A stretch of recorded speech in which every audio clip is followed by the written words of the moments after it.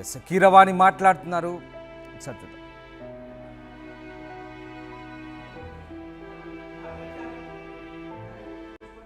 ఒక్క మనిషి అన్ని రంగాల్లో అన్ని ఇన్స్టిట్యూషన్స్ ఎస్టాబ్లిష్ చేసి, అంటే ఏదో ఒక ఇన్స్టిట్యూషన్ ఎస్టాబ్లిష్ చేయడం కాదు, దాంట్లో ఉన్న విధి విధానాలు కానీ పని విధానాలు కానీ కొత్త ఇన్నోవేషన్స్ తీసుకొచ్చి ఏ రంగంలో అడుగుపెట్టినా దాన్ని శిఖరాలకు తీసుకెళ్ళింది ఒక్క వ్యక్తి అండి. ఆయన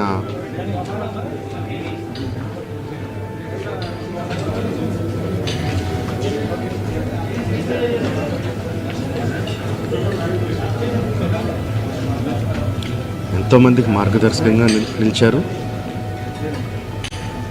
ఎంతోమందికి ఉపాధి కల్పించారు. అలాంటి వ్యక్తికి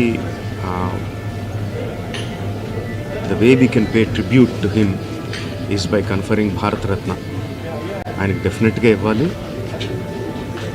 ఆయనకి ఇవ్వడం సముచితమని రెండు రాష్ట్ర ప్రభుత్వానికి కేంద్ర ప్రభుత్వానికి కూడా మనవి చేసుకుంటున్నానండి.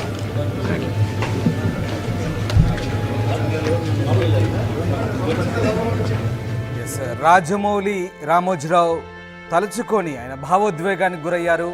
రామోజీరావుకు భారత రత్న ఇవ్వాలంటూ ఆయన ప్రభుత్వాలకు విజ్ఞప్తి చేశారు.